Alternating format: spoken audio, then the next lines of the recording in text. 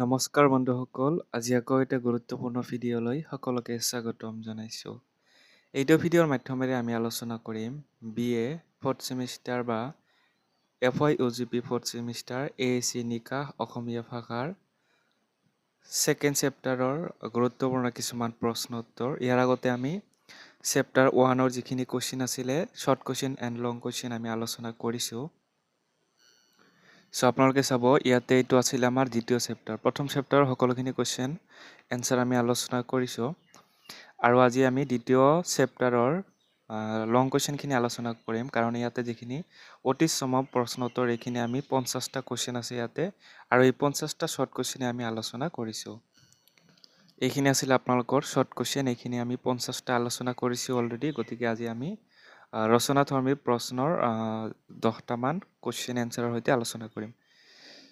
প্ৰথম আমি প্ৰশ্নটিলৈ আগবাঢ়িছোঁ। 1 নম্বৰত দিয়া আছিলে যে অসমীয়া ভাষাৰ বাক্য বিন্যাসৰ নিয়মসমূহ আলোচনা কৰা। এনচাৰটো স্ক্ৰীনত দিয়া ধৰণে চাব পাৰে। 1 নম্বৰ আমাৰ এনচাৰ আছিলে যে প্ৰধান ক্ৰম অসমীয়া বাক্যৰ স্বাভাৱিক গাঁথনি হ'ল কৰ্তা, কৰ্ম, ক্ৰিয়া। যেনে মই ভাত খাওঁ। বিশেষণৰ স্থান সাধাৰণতে বিশেষণ পদটো বিশেষ্য পদৰ আগত বহে। যেনে ৰঙা ফুল। ক্ৰিয়াৰ স্থান বাক্যৰ ক্ৰিয়াপদটো সাধাৰণতে বাক্যৰ একেবাৰে শেষত ব্যৱহাৰ কৰা হয়। এইখিনি আছিলে 1 নম্বৰ প্ৰশ্নৰ উত্তৰ। তাৰপিছতে আমি 2 নম্বৰ প্ৰশ্নটিলৈ আগবাঢ়িছোঁ। এয়া আছিলে যে অসমীয়া ভাষাৰ বাক্যত ভুল প্ৰয়োগ উদাহৰণসহ ব্যাখ্যা কৰা। এইটো যিটো প্ৰশ্ন, এইটো প্ৰথমে আমি বুজি পাব লাগিব যে অসমীয়া ভাষাত যেতিয়া আমি বাক্য লিখোঁ বা শব্দ লিখোঁ, এইবোৰ শব্দ কিয় ভুল হয়। নিশ্চয় আমি কোনো শব্দৰ অৰ্থ নাজানো, অৰ্থাৎ জতুৱা ঠাঁচৰ অৰ্থগত জ্ঞানৰ অভাৱ। তাৰপিছতে দ্বিতীয়তে লিখিব পাৰে ব্যাকৰণৰ অভাৱ। এইখিনি আপোনালোকে লিখিব। স্ক্ৰীনত দিয়া ধৰণে এনচাৰটো চাব। প্ৰথমতে বচনৰ ভুল। একেটা বাক্যতে দুবাৰ বহু বচন ব্যৱহাৰ কৰিলে ভুল হয়।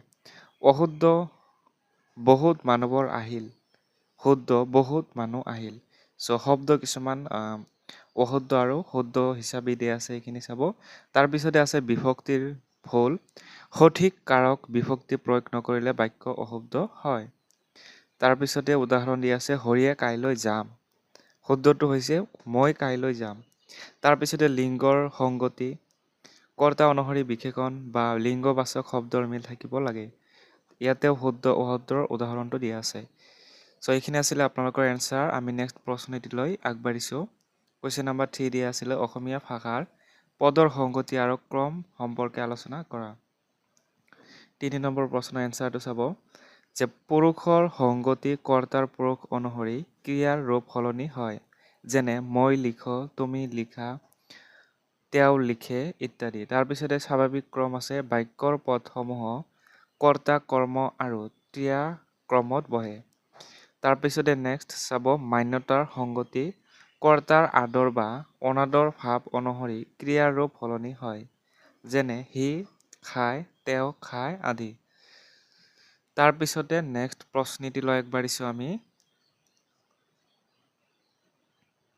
যে অসমীয়া বাক্যত কৰ্তা, কৰ্ম আৰু ক্ৰিয়াপদৰ স্বাভাৱিক ক্ৰম আলোচনা কৰা। 4 নম্বৰ প্ৰশ্ন এনচাৰটো চাব। স্বাভাৱিক নিয়ম প্ৰথমতে আছে। অসমীয়া বাক্য বিন্যাসৰ প্ৰধান নিয়মটো হ'ল প্ৰথমে কৰ্তা, মাজত কৰ্ম আৰু শেষত ক্ৰিয়াপদ বহে। দ্বিতীয়তে গাঁথনি কৰ্তা প্লাছ কৰ্ম প্লাছ ক্ৰিয়া। উদাহৰণ এটা দিয়া হৈছে ইয়াতে যে হৰিয়ে কিতাপ পঢ়িছে। ইয়াতে কৰ্তা হৈছে হৰি। হৰিয়ে যিটো লিখিছে বা হৰিক আমি কৰ্তা বুলি ধৰিব লাগিব, আৰু কিতাপ হৈছে কৰ্ম আৰু পঢ়িছে হৈছে ক্ৰিয়া। তাৰপিছতে নেক্সট প্ৰশ্নটি আছিলে আমাৰ যে অসমীয়া ভাষাত কৰ্মপদৰ ব্যৱহাৰ উদাহৰণসহ আলোচনা কৰা। কৰ্মপদৰ ব্যৱহাৰৰ বিষয়ে আলোচনা কৰিব দিছে। এইটো এনচাৰটো চাব। প্ৰথমতে কৰ্মপদৰ সংজ্ঞা দিয়া আছে। কৰ্তাই যাৰ আশ্ৰয় লৈ ক্ৰিয়া সম্পাদন কৰে তাক কৰ্মপদ বোলে। বিভক্তি প্ৰয়োগ। সজীৱ কৰ্ম হ'লে দ্বিতীয় বিভক্তি ক যোগ হয়। যেনে ৰামে যদুক মাতিলে। তাৰপিছতে দ্বিতীয়তে নিৰ্জীৱ কৰ্ম। নিৰ্জীৱ কৰ্ম হ'লে সাধাৰণতে কোনো বিভক্তি যোগ নহয়। যেনে সি ভাত খালে। তাৰপিছতে নেক্সট প্ৰশ্নটি আছিলে 6 নম্বৰ অসমীয়া ভাষাৰ বাক্য গঠন, আকাংক্ষা, যোগ্যতা আৰু আসক্তিৰ গুৰুত্ব সম্পৰ্কে আলোচনা কৰা। এনচাৰটো চাব। আকাংক্ষা বাক্য এটাৰ এটা শব্দ বা পদ শুনাৰ পিছত পৰৱৰ্তী পদ শুনাৰ যি প্ৰবল ইচ্ছা সেয়াই আকাংক্ষা। ই বাক্যৰ অৰ্থ পূৰ্ণ কৰে। দ্বিতীয়তে আছে যোগ্যতা। বাক্যত ব্যৱহাৰ কৰা পদবোৰৰ মাজত থকা অৰ্থৰ সংগতি বা বাস্তৱসন্মত প্ৰকাশেই যোগ্যতা। যেনে মাছে আকাশত উৰে বুলিলে যোগ্যতা হেৰুৱাব। তাৰপিছতে আসক্তি হৈছে বাক্যৰ অৰ্থ স্পষ্ট কৰিবলৈ পদবোৰ সঠিকভাৱে ওচৰা ওচৰিকৈ সজোৱাকৈ আসক্তি বোলে। আমাৰ নেক্সট প্ৰশ্নটি আছিলে যে অসমীয়া বাক্যৰ গঠনত আসক্তি বিচাৰ উদাহৰণ সহ আলোচনা কৰা। এইটো আছিলে আমাৰ 7 নম্বৰ প্ৰশ্নটি। ইয়াৰ উত্তৰটো চাব। প্ৰথমতে সংজ্ঞা দিয়া আছে। বাক্য এটা অৰ্থ সম্পূৰ্ণৰূপে বুজিবলৈ পদসমূহ যথাস্থানত সংলগ্ন কৰি ৰখাটোৱে হৈছে আসক্তি বিচাৰ। তাৰপিছতে আছে অশুদ্ধ ক্ৰম। পদবোৰ খেলিমেলি হ'লে মনৰ ভাৱ প্ৰকাশ নাপায়। যেনে খাই ভাত মই আজিয়েই। চ' এইটো শব্দটো কোনো অৰ্থ প্ৰকাশ কৰা নাই বা খেলিমেলি হোৱাৰ কাৰণে অৰ্থ বা ভাৱ প্ৰকাশ কৰিব পৰা নাই। তাৰপিছতে শুদ্ধকৈ লিখিলে বা শুদ্ধ আসক্তি হ'লে এইটো কি হ'ব যে পদবোৰ সঠিকভাৱে সজালে হ'ব মই আজিয়েই ভাত খাই বা খাওঁ বা খাম। এইখিনি আপোনালোকে লিখিব।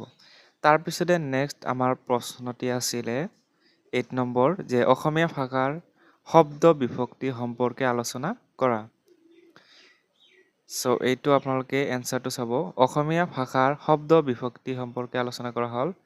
প্ৰথমতে সংজ্ঞা বাক্যত থকা নাম পদ বা প্ৰাতিপাদিকক কাৰকৰ সৈতে অন্বয় ঘটাবলৈ যিবোৰ প্ৰত্যয় যোগ কৰা হয় তাক শব্দ বিভক্তি বুলি কোৱা হয়। তাৰপিছতে ইয়াৰ প্ৰকাৰ আছে যেনে অসমীয়া ভাষাত শব্দ বিভক্তি মুঠ 7 প্ৰকাৰৰ। প্ৰথমাৰ পৰা প্ৰথমা, দ্বিতীয়, তৃতীয়, চতুৰ্থী এনেধৰণে আছে আৰু সেইকাৰণে কোৱা হৈছে প্ৰথমৰ পৰা সপ্তমীলৈ। উদাহৰণ প্ৰথমা, দ্বিতীয়া, তৃতীয়া। তাৰপিছতে আৰু আছে এইবিলাক লিখিব আপোনালোকে ইত্যাদি যেনে মানুহ প্লাছ এ অৰ্থাৎ যদি আমি ইকুৱেল কৰোঁ এইটো কি হ'ব মানুহে হ'ব। তাৰপিছতে নেক্সট প্ৰশ্ন আছিলে আমাৰ যে 9 নম্বৰটো অসমীয়া বিভক্তি প্ৰয়োগৰ ভুল শুদ্ধ বিচাৰ কৰি এখনি তালিকা প্ৰস্তুত কৰা। চ' এইটো আপোনালোকে লিখিব স্ক্ৰীনত দিয়া ধৰণে লিখিব পাৰে। তাৰপিছত এতিয়া আমি আলোচনা কৰিম কুৱেশ্যন নম্বৰ 10টো সংস্কৃত তত্যয় প্ৰত্যয় সম্পৰ্কে আলোচনা কৰা। চ' এইটো আপোনালোকে স্ক্ৰীনত দিয়া ধৰণে চাই ল'ব।